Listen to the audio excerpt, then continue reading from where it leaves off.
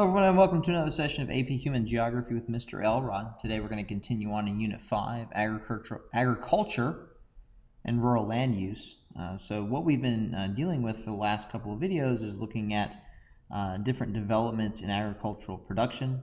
We looked at rural land use in von Thunen's model, and today what we're going to talk about are some more recent developments in the world of agriculture and how it impacts you and some of the things that you may see as you go about your day-to-day life, and things on the television, things in movies, things in reality TV shows or commercials and those types of things. So anyway, clearly one of the more important developments in the last couple hundred years in agriculture has been the globalization of agriculture. And of course, really that all began with European colonization, which eventually led into the imperialistic movement. Now, if you'll remember in our political geography unit, we talked about how European colonization, a lot of it was driven by the idea of mercantilism.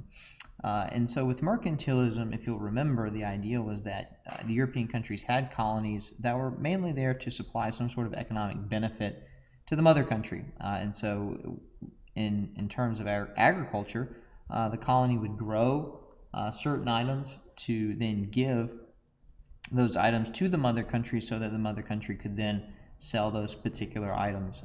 And mainly when we look at the colonies, it's going to be plantation style forms of agriculture, things like sugarcane in the Caribbean and in Brazil, things like cotton and rice and indigo in the Carolinas and in Georgia and some of the southern colonies, of course tobacco in the mid-Atlantic colonies.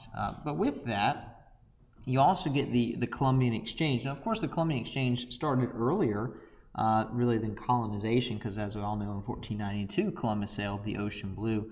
And so with the Columbian Exchange, what you have is that exchange of both crops and animals from the Old World to the New World. So, of course, you know, some of the more important things that Columbus brought, or at least that started as a part of the Columbian Exchange, were the potatoes that started coming from Central America, South America to Europe. Tomato, and then other things like tomatoes. I always like to point out that in a lot of Italian, at least what we consider Italian dishes, the tomato is really important. But of course, the tomato comes from Central and South America, and so it's not really possible to get tomatoes into those the Italian cuisines until you have the Columbian Exchange. Things like bringing pigs over to the Americas from European countries, bringing cows over from European countries to the Americas. All those things are going to be a part of the Columbian Exchange, and it's the beginning process of this idea of globalization. And now where we see this globalization happening, as far as in your daily life, of course, is going to be in the grocery store. And just looking at all the different items that you can find in your grocery store from peripheral countries or less developed countries.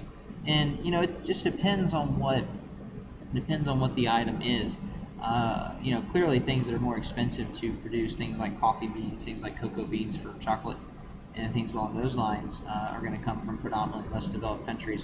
But even during seasonal changes, when you look at like right now in the United States, at least as far as when I'm recording this, we're in the wintertime, and so we're starting to see more goods coming from South America because it's their spring and summertime, and so we start seeing those goods come up. And so because of not just globalization, but developments in transportation, developments in transportation infrastructure, not just the boats themselves, but the ports, and of course refrigerated trucking and refrigerated boats, and at least refrigerated cargo for boats, and then also the different types of chemicals that are used to preserve fruits and things as they come long distances. This globalization process is going to allow us to see those things in our grocery stores. And so what starts to begin to happen, I don't think I have this on any of my other slides, so maybe I'll just go ahead and mention it here. It's people talk about in industrialization, they talk about specialization of labor. And so we're starting to see that in some parts of the world, where certain parts of the world specialize in producing certain types of agricultural production. So that's why I have on here the map of the wheat production. We notice that the global wheat production happens in just a couple of parts of the world, whereas other parts of the world are going to be importing that wheat. And so these countries are kind of broken apart, and they're specializing in different forms of agricultural production. And it's true for most things that can be preserved and shipped to other parts of the world. Obviously, things like dairy products that have a little bit harder time are going to be regional And then fruits also will be regional. Vegetables will also be regional, but also the things that can be preserved and kept for a little bit longer time we'll be able to get from some of those countries that are a little bit further away. Some other developments that are beginning to take place is the development of what are called truck farms. Now, I've actually seen a couple of different definitions for truck farms, and so with the nature of the course, I'll just kind of give you the definitions that I've seen and found. So I've seen examples of things called truck farms that are found in tropical countries. In reference to the United States, it'd be in kind of your Central America and northern South American countries, and these tend to be smaller farms that are, I wouldn't say necessarily more labor intensive, but they're certainly not as highly mechanized. But the whole idea there is that the types of farms that we're talking about are farms that are smaller in size, but almost the express purpose of them is to collect agricultural goods and then send them to more developed countries, and more developed countries to the United States in very short order. And so things like flowers, when we ship flowers from Central American countries to the United States for Valentine's Day is coming, things like that. When you have, like I was mentioning earlier, some of these fruits that are being sent from Chile right now to the United States and finding their way all the way to Georgia on the east coast of the United States, those would be considered part of truck farms. In more developed countries, I've seen it where those are used to describe smaller, more labor-intensive organic farms, more local farms. And so, again, these are just kind of two different definitions that I've seen. Now, I will say that in both of those examples, we're talking about smaller farms, typically more labor-intensive, fewer machines, fewer fertilizers and pesticides. At least in the more developed nations with the organic style of farming, which is becoming more popular as people become more environmentally conscious, things like that. And this is kind of interesting. If you Google truck farm, this will pop up. You have this situation where this guy's driving around a city with a flatbed truck. The bed of his truck is filled with dirt, and he's growing things. So, obviously this is not what we consider a truck farm, but I just thought it'd be kind of fun to throw that in there. Some other things that are starting to crop up, especially in the United States, as we become more concerned with our food and where our food comes from and the things that are going into our foods, is what's called the local food movement. And so you'll see this a lot. You'll see a lot of documentaries and things like that on the local food movement. Some really good ones. At least one of my favorites is what's called Ingredients. And you'll see things like the local food movement and Food Inc. But I think Ingredients does a really good job of highlighting the local food movement. But anyway, and so obviously, just like its name says, the whole idea is for people to get their food from local producers. And so we're starting to see crop up what are called CSAs, or community supported agriculture. And so basically it's a co-op, and what happens is that you buy your share on a farm and you are able to get seasonal produce from the farm.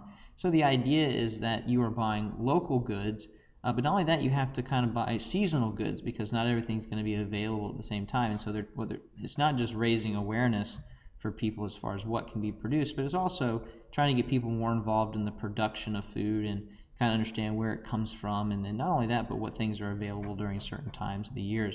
So we're talking about smaller, more regional markets, smaller farmers who are it's going to be more labor intensive, less mechanized, and of course it's going to be locally supported. In fact, if you go to you just go to Google and you type in CSA or community supported agriculture, you'll probably find a couple that are in your area and you can go participate in and be a part of if you so desired. Another part of this local food movement is kind of this cropping up of these, I might call them boutique restaurants, that pretty much their main purpose is to support some of these regional suppliers or these CSAs or smaller farms and things like that. And so you get these restaurants that are going to be buying the produce that comes from these CSAs or smaller farms, and this is really what allows for some of this local food movement to thrive and survive. And then people who are interested in those kinds of things, they go to these restaurants. This is actually a restaurant near where I'm living, and it's an interesting little place and it has really good food, and these are the kinds of places that people go when this is it's kind of hip and trendy and those types of things. But here are some of the benefits that people see from some of these local suppliers, and what these people at these restaurants like the Georgia Pine like. If you have a regional supplier, what it does is it cuts down on the truck time, so that means that you have less pollution from trucks that are driving around. Your food is fresher because it's coming straight from the farm. so you don't have preservatives that are going to be used in the development of, or at least in the processing of fruits and vegetables and things like that. Fewer fertilizers typically are used because we're looking more organic farming.